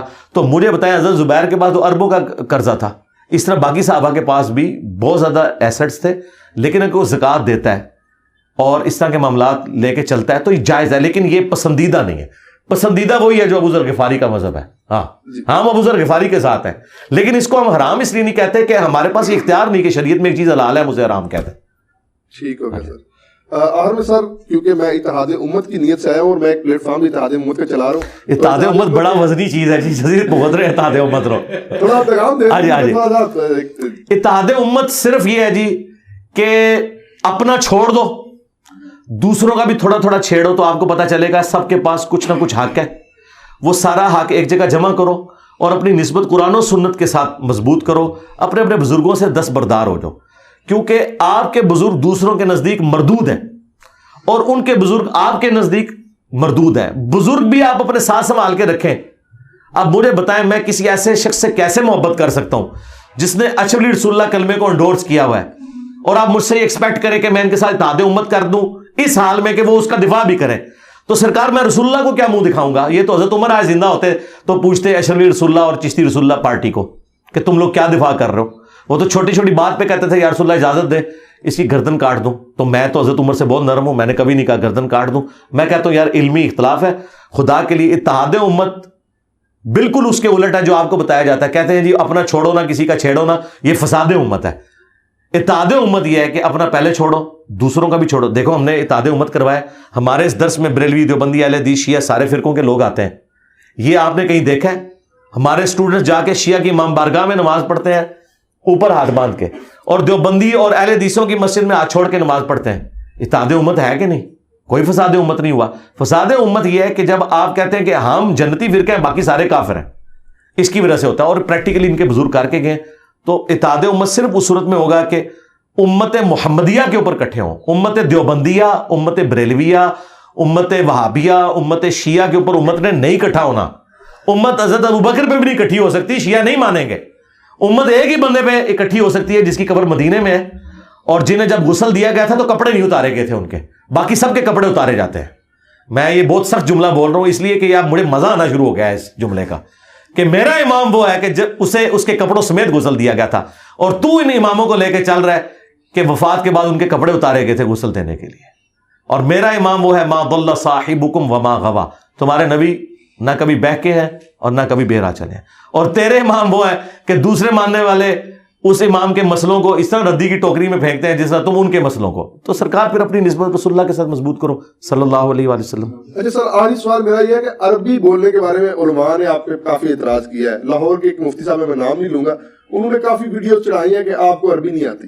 مجھے عربی آتی ہے، اردو آتی ہے، بعد میں ڈسکس کروں گا. مجھے ان مفتی صاحب سے پوچھ کے بتائیں، جتنے بھی مفتی ہیں، جی، کہ ڈاکٹر تعلق قادری صاحب کو جو عربی آتی ہے تو تقی عثمانی صاحب انہیں شیخ الاسلام کیوں نہیں مان لیتے؟ اچھا ہاں مانے نا. اور اگر مفتی تقی عثمانی صاحب کو عربی آتی ہے تو الیاس گھمن صاحب انہیں شیخ الاسلام کیوں نہیں مان لیتے؟ مسئلہ عربی اردو کا تو ہے ہی نہیں ہے. ٹھیک ہے، مسئلہ یہ ہے کہ قرآن و سنت سے جو دلائل ہیں وہ ہم نے آپ کے سامنے رکھ دی ہے. اور آخری بات، میں آج کے کسی مفتی کی عربی کو مانتے ہی نہیں ہوں. کیوں؟ ان میں سے کوئی مفتی دعویٰ کر سکتا ہے کہ مجھے اشعری تھانوی سے زیادہ عربی آتی ہے جی جی، یا احمد بریلوی سے زیادہ عربی آتی ہے؟ کسی کا دعویٰ ہے؟ نہیں نہیں، تو میں تو احمد بریلوی سے ڈائریکٹ عربی پڑھی ہوئی ہے. احمد بریلوی صاحب نے بیسٹ عربی سے بیسٹ اردو میں قرآن ٹرانسلیٹ کیا اور میں ان کی عوام کو بتا رہا ہوں. تو میں تو نکل ہی گیا ہوں. میں تو اعلیٰ حضرت کے ساتھ آپ کو جوڑا ہے. اعلیٰ حضرت نے لکھا ہے ایاک نعبد و ایاک نستعین کے ترجمے میں، اے اللہ ہم تیری ہی عبادت کریں، تجھی سے مدد چاہیں. تو بس یہی بات میں کر رہا ہوں. تو ان چیزوں سے باہر نکل جائیں. میرے بارے میں وہ کہہ رہے ہیں یہ دیکھ کے قرآن نہیں پڑھ سکتا جو قاری ہے. ٹھیک ہے، تو میں نے انہیں کہا تھا کہ تقی عثمانی صاحب، مفتی منیر صاحب، ساجد میر صاحب، ساجد نقوی صاحب، چاروں بڑوں فرقوں کے میں نے علماء کی بات کی ہے. یہ یوٹیوب کے اوپر کوئی قرآن کی ایک سورت تلاوت کر دے، اپلوڈ کرے، مجھے بتا دیں، انشاءاللہ میں شام کو سورج غروب نہیں ہونے دوں گا، میں وہی سورت، سب سے مشکل والی سورت ڈھونڈ لیں، میں وہی سورت قرات کروں گا. عوام فیصلہ کر لے گی کس کو قرآن زیادہ پڑھنا ہوتا ہے. باقی رہ گیا پڑھتے ہوئے کبھی غلطی. میں ویسے بتاؤں یہ سارے علماء قرآن مجہول پڑھتے ہیں. انہیں قرآن عربی لنگوسٹک کے مطابق نہیں پڑھنا آتا. عربی لنگوسٹک یہ نہیں ہے کہ زبر زیر آپ نے ٹھیک پڑھنا ہے، نہیں. عین، ثا، ہا، بود یہ صحیح نکلنا چاہیے، کسی کو نیچے کٹنا آتا. اور اے بے تے پڑھتے جے، کیونکہ انہوں نے جو آپ پتہ مدارس میں جو عربی پڑھائی جاتی ہے نا حدیث کی کتابوں میں، وہ معروف نہیں پڑھائی جاتی، مجہول پڑھی جاتی ہے. انما الاعمال بالنیات، یہ لفظ ہی غلط ہے. انما الاعمال بالنیات. آپ جتنے علماء دیکھیں اعمال لو پڑھتے ہیں. درود شریف دیکھیں اللہم صلی علی محمد پڑھتے ہیں، یہ صلی علی تو غلط ہے، اللہم صلی علی محمد ہے. لیکن چونکہ ادر دین قرآن آپ مجہول بھی پڑھ سکتے ہیں، یہ جائز ہے. اللہم صلی علی بھی درست ہے. لیکن قرآن میں جب آپ لام زیر لی پڑھیں گے تو لام زیر لے نہیں پڑھ سکتے سوائے ایک لفظ کے، بسم اللہ مجریہا. یہ پورے قرآن میں ایک لفظ ہے جو آپ نے مجریہا نہیں پڑھنا، باقی پورا قرآن آپ نے معروف پڑھنا ہے. انہوں نے عربی ساری پڑھی ہوئی ہے مجہول، یہ قرآن پڑھ ہی نہیں سکتے معروف. میرا چیلنج ہے، یہ جتنے گلے پھاڑتے ہیں انہوں کو لے آؤ ساجد میر. واللہ ساجد میر مجھے نماز بھی معروف طریقے سے نہیں سنا سکتا. التحیات للہ والصلوات والطیبات، وہ پڑھے گا التحیات للہ والصلوات والطیبات. انہوں نے پڑھی نہیں ہوئی عربی، اور عربی یہ سمجھ رہے ہیں کہ اور ہا تو یہ لوگ نکال ہی نہیں سکتے، عین نکال ہی نہیں سکتے. اور یہ ان کا عیب نہیں ہے، ان کی تربیت ہی ایسی ہے. اور آپ قاریوں کو دیکھیں، مولویوں کا اتنا مذاق اڑاتے ہیں، کہتے ہیں عربی آندی نہیں. قاری جڑے نا مولوی نو ہتھوں ہاتھ لیندے نے. کیوں؟ وہ صحیح کہہ رہے ہوتے ہیں، قرات کے اعتبار سے ان کو عربی نہیں آتی. خالی عربی پروناؤنس کرنا کافی نہیں ہے نا، وہ اس لہجے میں ہونی چاہیے. تو میں عربی لہجے میں عربی پروناؤنس بھی کرتا ہوں. باقی جو پڑھتے ہوئے کبھی زیر زبر کی غلطی ہو جائے نا، وہ تو ساروں سے ہو جاتی ہے. وہ غلطی تب غلطی ہے کہ جب کوئی بندہ لقمہ دے اور میں پھر اس کو غلط پڑھوں. اوور لک ہو سکتی ہے پڑھنے میں. جی ٹھیک ہے. ابو داؤد میں حدیث ہے نبی علیہ السلام قرآن بھول گئے تھے، آپ پہ نازل ہوا ہے. تو بعد میں ایک صحابی نے یا رسول، آپ نے فرمایا تم نے مجھے یاد دلا دینا تھا، لقمہ دے دینا تھا. تو آپ اندازہ کریں کہ کیا نبی علیہ السلام کو نہیں پتا تھا؟ بات یہ ہے کہ کبھی کوئی بندہ اگلی آیت بھول جاتا ہے، یا پڑھتے ہوئے متشابہ آیات آ جاتی ہیں ایک طرح کی. بعض اوقات آپ دیکھ کے بھی پڑھتے ہیں. میں آپ کو پروف ریڈنگ میں بھی بتاؤں، ہم نے جب پمفلٹ لکھے نا تو 10 بندوں سے میں نے پروف ریڈنگ کروائی، اور ایسے بندوں سے بھی کروائی کہ جن کی انٹرسٹ کا وہ ٹاپک نہیں تھا. کیوں؟ جو بندہ دیندار ہے نا، وہ حدیث میں اگر کہا کہ کی غلطی ہوگا نا تو وہ اپنی یادداشت سے اسے صحیح پڑھ رہا ہوگا. لیکن جس بندے کو نہیں پتا ہوگا وہ والی غلطی بھی نکال لے گا. مطلب اگر یہ اس میں اگر یہ تے کے کوئی نقطے مس ہوں گے نا تو آپ بابے تے پہ پہنچیں گے، شاید کوئی نہیں، خود ہی پڑھ لو گے. آپ دیکھیں گے کئی لوگ انجینئر کے سپیلنگ غلط لکھ دیتے ہیں، لیکن وہ آپ پڑھیں گے اسے انجینئر ہی، وہ انہوں نے نا وہ نون پہلے ڈالی ہوتی ہے یہ بعد میں ڈالی ہوتی ہے, حالانکہ انجینئر کے سپیلنگ میں یہ لیکن میں آپ کو دونوں دکھاؤں نا, آپ صحیح پڑھیں گے اسے, کیونکہ آپ اتنے غور سے نہیں دیکھیں گے. لیکن جس کا انٹرسٹ نہیں ہوگا نا, وہ دیکھے گا پہلے پائس کے بعد پائس. تو یہ اس طرح کے معاملات ہو جاتے ہیں. غلطی تب ہے کہ میں نے ایک کوئی لفظ پڑھا اور بار بار اسے غلط پڑھا, اور میں تو فی البدی مجھے سینکڑوں آیات قرآن کی زبانی یاد ہے, اور میں فی البدی پڑھتا ہوں, عربی لنگوسٹک کے لہجے میں پڑھتا ہوں. میرے درجنوں ویڈیوز ہیں, قرآن کلاسز ہیں, ان میں کہیں ایک کوئی زبر زیر کی غلطی ہو جائے اور اس کو پڑھ کے اس کو دیکھ کے قرآن پڑھنا نہیں آتا, میں کہتا ہوں جی ضرور کہیں گے, اچھی بات ہے. جب آپ کہیں گے دیکھ کے قرآن پڑھنا نہیں آتا, لوگ دیکھ لیں گے اسے پڑھنا آتا ہے کہ نہیں آتا. اور ایک مولوی یہاں تک کہہ رہا ہے, وہ کہہ رہا ہے جی دیکھیں اب یہ چڑھ جائے تو پھر وہ لوگوں کو پتہ لگ جائے گا قرآن میں یہ غلط پڑھ رہا ہوگا. سرکار ہماری جتنی قرآن کلاسز اپلوڈ ہو رہی ہیں اس کے نیچے عربی لکھی ہوئی بھی آ رہی ہے. اگر میں نے پرونونس بھی کہیں غلط کر دیا تو وہ آپ کو لکھا ہوا نظر آئے گا کہ یہ اس طریقے سے ہے. تو پرونونس ڈاکٹر اسرار صاحب سے زیادہ قرآن کوئی نہیں جانتا تھا. ایون ان کے مخالفین بھی مانتے ہیں کہ ڈاکٹر اسرار جیسے کراس ریفرنسز کسی عالم دین کو بھی نہیں آتے تھے, حالانکہ وہ حافظ قرآن نہیں تھے, لیکن کراس ریفرنس وہ اس طرح بیان کرتے تھے. متشابہ آیات میں بھی وہ غلطی نہیں کھاتے تھے, اکا دکا موقعوں کے سوا. 20 سال تک وہ بیان القرآن ریکارڈ کرواتے رہے. اس کے بعد فائنل انہوں نے 98 کے اندر وہ بیان القرآن فائنل ریکارڈ کرایا جو ویڈیو میں, اس میں بھی کئی جگہ زبر زیر کی غلطیاں ہیں, میں نے خود نوٹ کی ہیں, لیکن میں نے کبھی وہ کلپ کاٹ کے نہیں چلایا کہ ڈاکٹر اسرار کو قرآن پڑھنا نہیں آتا. اور ڈاکٹر اسرار صاحب کا وہ پورا قرآن مجہول بھی ہے. وہ ہے پڑھ دیتے ہیں ہی کو بعض جگہ پہ, تے پڑھ دیں گے تی کو, ٹھیک ہے, بو پڑھ دیں گے بو کو, ہو جاتا ہے. اس لیے کہ مجھے پتا ہے کہ ظاہر ہے کہ وہ, لیکن یہ چیز میں ڈاکٹر اسرار کو میں کہتا ہوں جی ڈاکٹر اسرار کو جتنا قرآن آتا تھا نا, تمہارے مرے بزرگوں میں زندہ بزرگوں میں کسی کو قرآن اتنا نہیں آتا, کیونکہ تم لوگ قرآن پڑھ کے اپنے بابے ثابت کرتے رہو, ڈاکٹر اسرار لوگوں کو تو ہی سکھاتا رہا.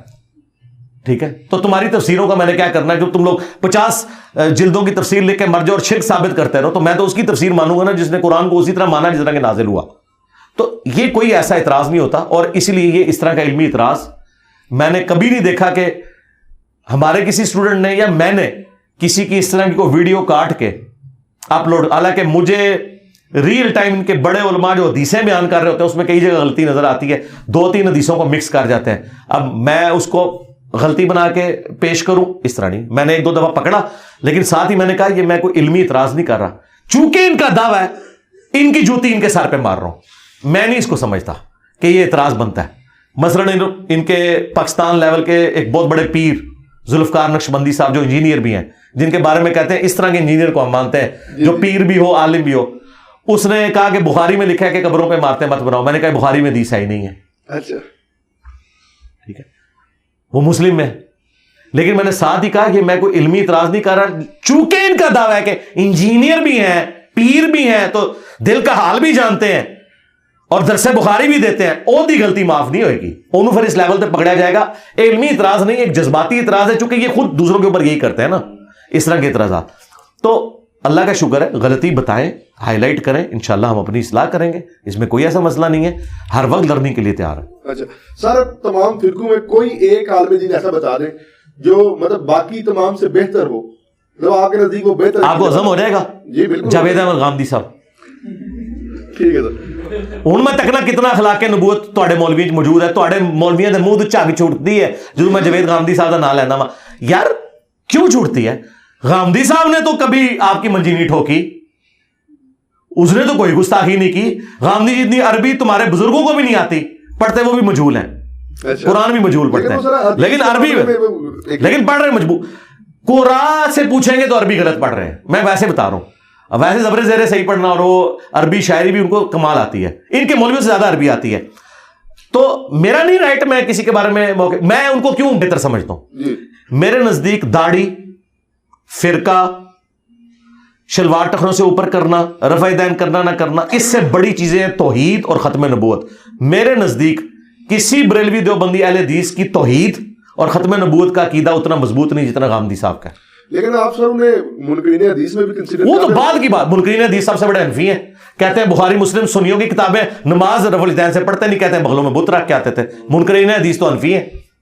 ٹھیک ہے, بات تو یہ نا, غامدی صاحب کا عقیدہ توحید بھی دیوبند بریلوی اہل حدیث شیعہ سے بہتر. غامدی صاحب کا ختم نبوت کا عقیدہ بھی, وہ کسی باب بزرگ کی وہ اس طرح کی کسی عبارت کو وہ تو صوفیاء کو آڑے ہاتھوں لیتے ہیں, ان سے بہتر. تو باقی چیزیں تو بعد میں آئیں گی نا, پہلی چیز توحید اور عقیدہ ختم نبوت ہے. اس کے اعتبار سے زندہ لوگوں میں غامدی صاحب سے بڑا کوئی عالم دین نہیں ہے جو اتنی دلیری کے ساتھ یہ عقیدہ رکھتا ہو. تو اس لیے میں ان کو بہتر سمجھتا ہوں. اگر آپ کے علم میں کوئی ہے تو لیں, میں ابھی اس کو پہلے نمبر پہ ڈکلیئر کر دیتا ہوں. ہاں, مفتی منیر صاحب سامنے آئے اور کہیں کہ میں چشتی رسول اللہ اور جو صوفیاء کی جتنی گستاخانہ عبارتیں ہیں انہیں ردے کی ٹوکری میں پھینکا جائے, کتابوں کی پرنٹنگ بند کی جائے, آندہ سے میں غامدی صاحب سے ان کا بھی نام لے لوں گا, لیکن ساتھ ان کو کہنا ہے کہ بابوں کو پکارنا بھی شرک ہے, توحید بھی صحیح ہونی چاہیے, میں ان کا نام لوں گا. ٹھیک ہے, بہت شکریہ سر. اب حافظ جی بغیر یہ تھی آج کا سیشن, اور ہم نے کوشش کی انجینئر صاحب کے نظریات ان کے ساتھ, ہمارے نظریات ہمارے ساتھ, ہم نے کوشش کی ہے کہ آج کے جتنا بھی سیشن ہے اس میں بغیر کسی اسکرپٹ کے آپ کے سامنے پیش کیا جائے. آپ سے گزارش ہے ہمارے چینل کو سبسکرائب کیجیے اور ویڈیو کو لائک کیجیے. اللہ حافظ. جزاک اللہ.